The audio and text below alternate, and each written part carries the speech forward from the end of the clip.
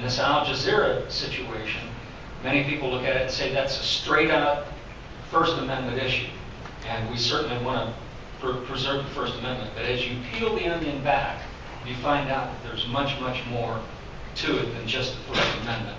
And hopefully that's what we'll be able to do here today and shine a little bit of light on that. I'd like to cover, if I could, the couple of complaints that I have filed. One is the FARA complaint. My research revealed that Al Jazeera English is not registered as a foreign agent, nor is it making the required disclosures in its broadcasts as mandated by the Foreign Agents Registration Act. I filed a complaint with the Department of Justice on October 28, 2011, asking them to look into Al Jazeera because it is owned and operated by the government of Qatar and does not have the required notices in its broadcasts and has not registered with FARA. Anyway, they responded to me on January the 19th, 2012, basically telling me, oh, we're going to take it under advisement.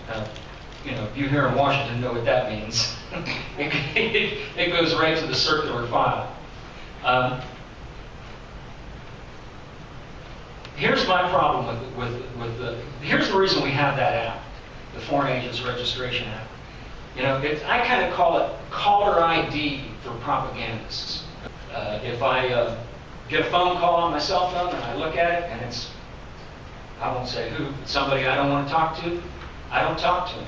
But when they're putting out news programming and they're not telling you who they are, I want more communications. I don't want less. I want to know this is being put out by a foreign government. That's the law today. There's a reason that we have these laws, because a message coming from a foreign government, I'm going to look at it a little more skeptically than I would a message that would be coming from somebody else. So anyway, I filed that complaint. That is part of the law, but just like this administration has done, if they don't like a law, they just don't enforce it. So that's where we're at with this.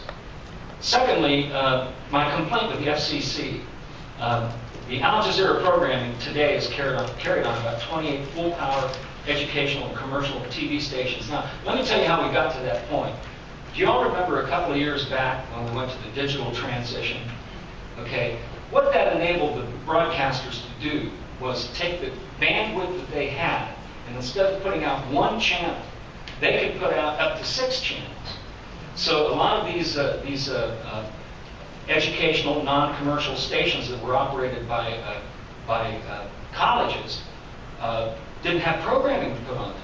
So all of a sudden, these people got together an organization called Commonwealth Broadcasting, and they put together a program called Megahertz Network Worldview. And they took all of this programming from around the world and they fed it to all of these educational institutions.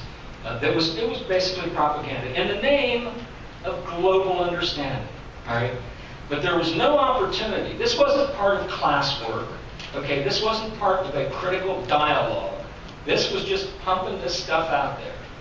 So Megahertz, who was distributing this programming, had that agreement signed, and you'll see it in my paperwork. Al Jazeera was not part of the lineup when they signed this agreement. Okay, but there was a little clause in that agreement. And the little clause in the agreement said, you're going to have to take all the programming that we send to you, and you can't drop any of it. Whether you like it or not, you got to take it. Okay, which, by the way, is illegal. Okay, they can lose their license for that. Because if you have a TV station license, you are required to have the final say on what goes on. So a year went by, and all of a sudden, Al Jazeera starts appearing on the channel, and people started complaining. And in closing, I'd like to say, how long can a nation exist if we're afraid to know the truth? We're just asking for investigations. If we're afraid to be called names, I'm not afraid to be called a name, or if we're afraid to offend somebody, some politician that has his fingerprints on Al Jazeera, if we love freedom and we love this country, we have a duty to take on these hard problems. Do we really want a terrorist factory right here in America? We're not asking for show trials. We're not asking for Watergate hearings. We're not asking for Joe McCarthy hearings. We simply want Congress to find out who Al Jazeera is and how they operate. And I want to leave you with 4 suggestions that I think will not that will uphold the First Amendment and protect America. First, if we do have any political programming from a foreign country, it should be on demand only. Number two, no tax support to any institution that airs foreign propaganda. Number three, proper disclosure. Caller ID for propagandists. Disclose in that programming who you represent and what you are.